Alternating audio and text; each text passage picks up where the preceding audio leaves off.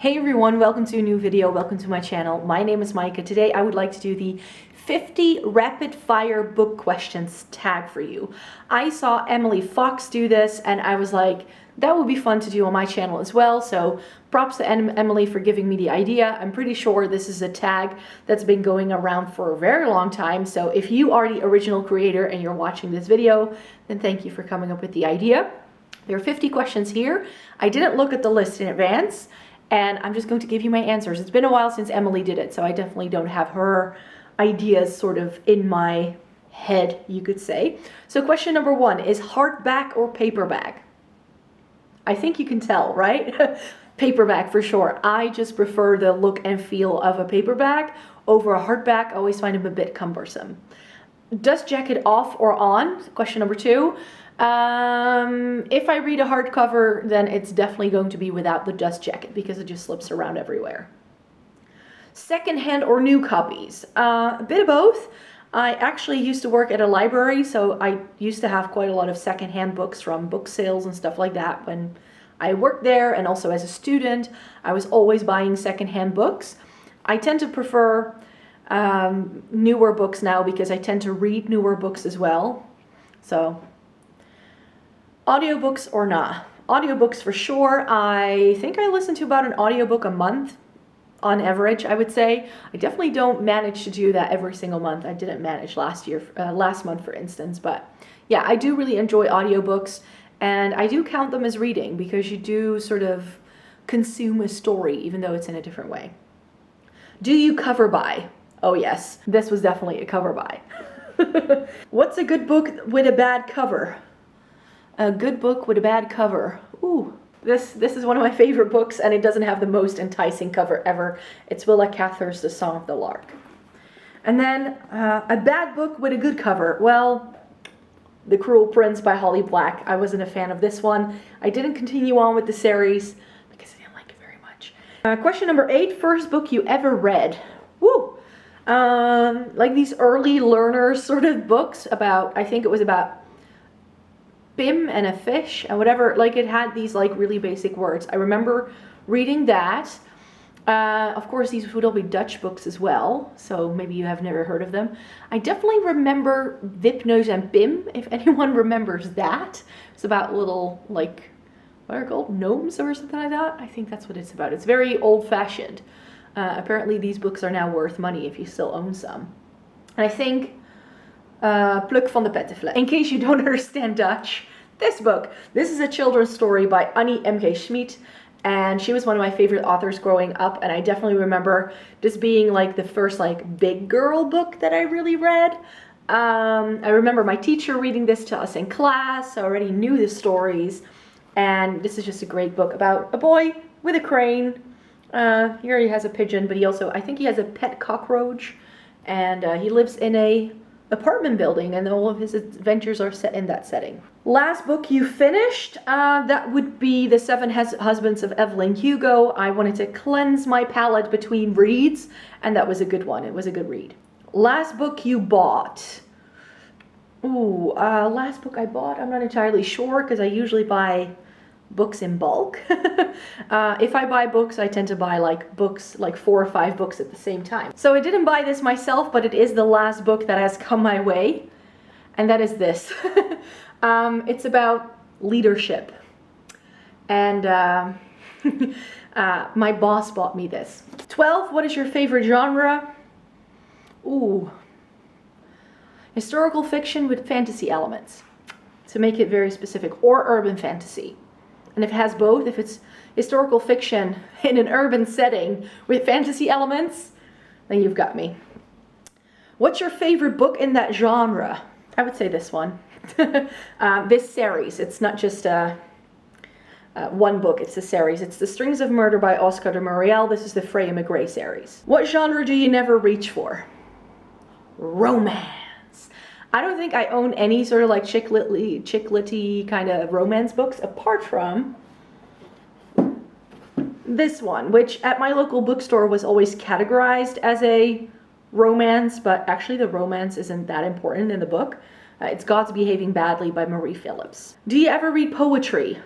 I used to in school. Does that count? Popular science.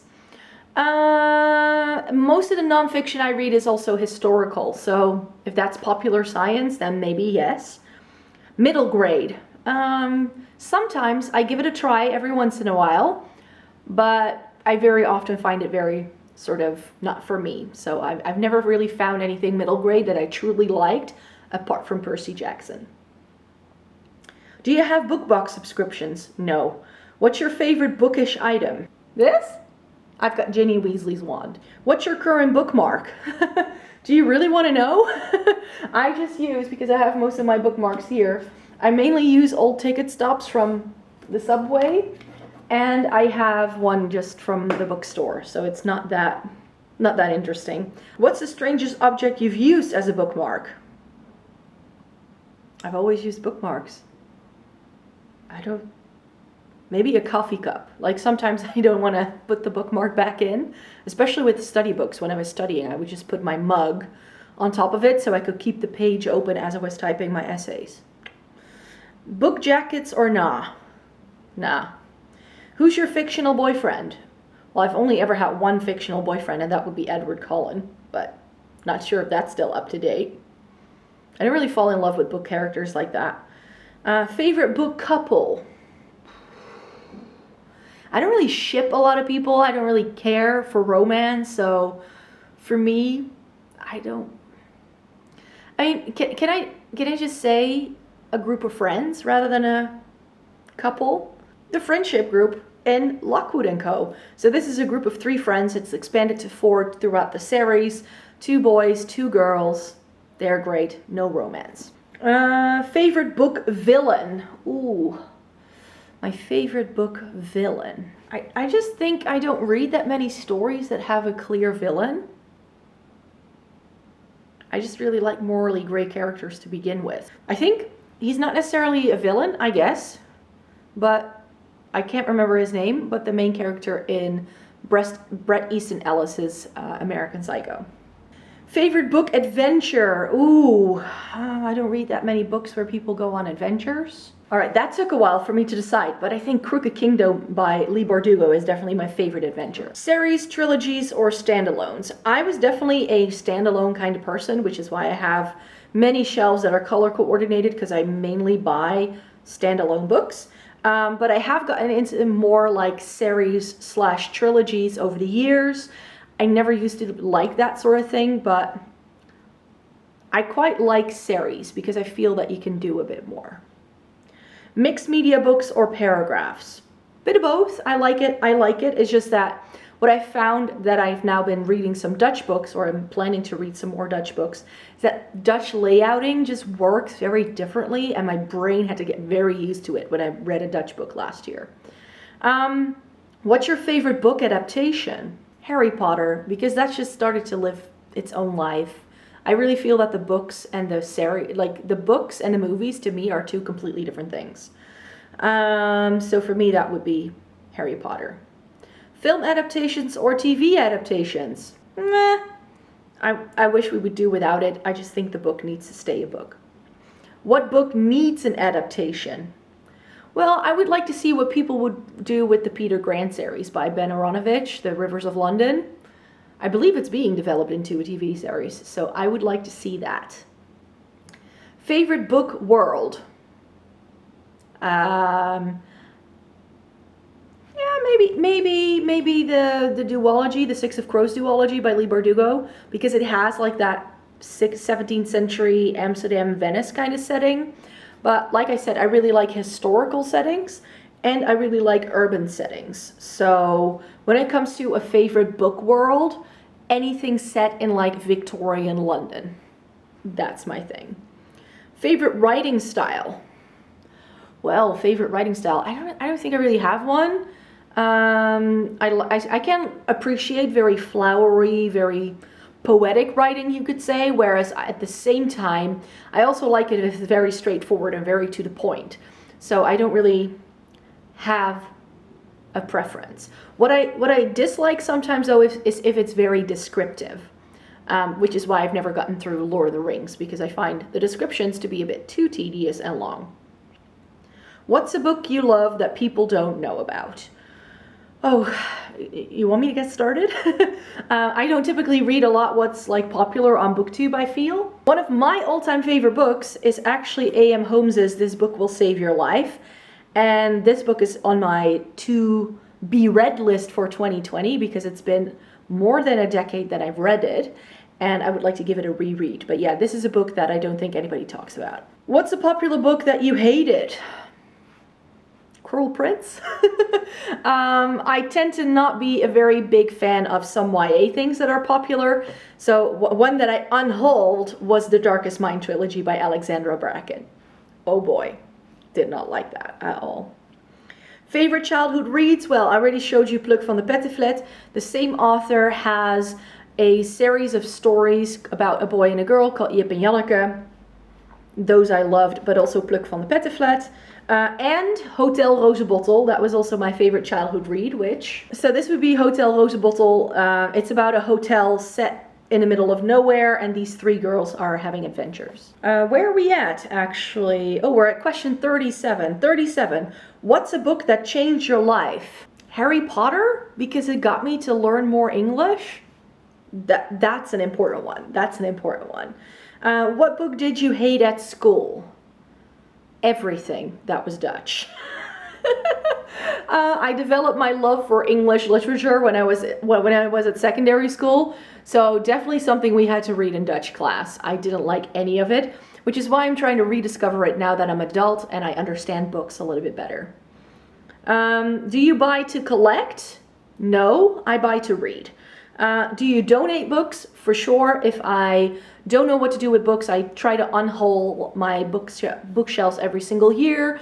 I will very often either give them to friends, which is what I did with a lot of my books actually this year, or I will donate them to my local thrift shop. And we have these little like libraries around the neighborhood as well, so sometimes I leave some books there. What's your favorite reading snack? Doritos nacho, is it nacho? Nacho cheese. But then your fingers become orange and you smudge your entire book, which is a shame. But that is my favorite reading snack. What's your favorite reading position? Well, sort of like this half lying down, sitting up sort of position on the couch. Yeah, I actually have a chair that I was like, I'm going to use that as my reading nook. And I hardly ever sit in it. Natural light or lamp light? I'm definitely a natural light kind of person. I find it easier to read, I don't know why, when I just have natural lighting. It just entices me more. Outside or inside? I'm definitely an inside reader. Outside there's too much noise and I get distracted. Breaking the cover or keeping it smooth? I definitely used to be a cover breaker, especially when I had to read books for essays and things like that. You need that one page, but I tend to no longer break my spine. Or the spine of my books, I should say. It's not as if my own spine is broken. Do you read in other languages? I've already mentioned this. Yes, I read in Dutch. I would like to try some French and German at some point, perhaps, but that would be very challenging because my vocabulary in both languages is very limited. What book series do you want to finish this year? A Court of Thorns and Roses. I'm in the midst of that. I'm going to be starting the last one of that right now. And then I think I want to also read the Ember in the Ashes trilogy by Saba Tahir and possibly Shatter Me as well by Tahira Mafi. What book release are you most excited about right now? I told you in one of my previous videos that I really didn't know what was coming out, and I still don't know, but I heard that V.E. Schwab is coming out with a new standalone adult fiction novel. That has me intrigued, so I'm going to wait for that to be out. And do you have a favorite book influencer? I have a couple. I really like Reagan from the Peruse Project. I really enjoy her vlogs. I think it's fun. Very sort of heartwarming kind of vlogs. I really like Samantha from Thoughts on Tomes. I think she's very realistic in her expectations of books and how she talks about books. And I've just recently discovered, I think she's actually from the Netherlands, but I'm not entirely sure because I can't really find too much information about her. And I've only been watching her for a few weeks now, but her channel is called The Artisan Geek. And she talks a lot about diversity in reading and reading diverse authors and underrated classics, and very different from what I do. So I kind of like that. Oh, and Emily Fox, who I saw do this tag, is also one of my favorites. She and I, like, whenever she's read something and then she talks about it and then I've read the book, I always feel the same way. So Emily to me is like my main sort of influencer when it comes to books to buy, even though she's reading a lot more sci-fi than I do. And then the last one, do you have a channel, blog, or social media feed? Yes, I have this channel, I have a blog, and I have an Instagram that you could follow, but it's more like food related. I don't really do anything bookish on there. But overall, my blog, I don't really write about books anymore because I'm doing this channel. So just follow this one and you're good. So thank you very much for watching. Those were 50 rapid fire book questions. I hope I did it in a speedy fashion. I definitely tried to grab some books as it was going along, which definitely slowed down the process. And for some of the questions, I couldn't really think of anything from the top of my head. Oh well, we're all human, aren't we? So, thank you very much for watching this video. Please give it a thumbs up if you liked it. Subscribe to my channel if you'd like to see more by me. I make one video a week. So, see you in my next video. Bye-bye!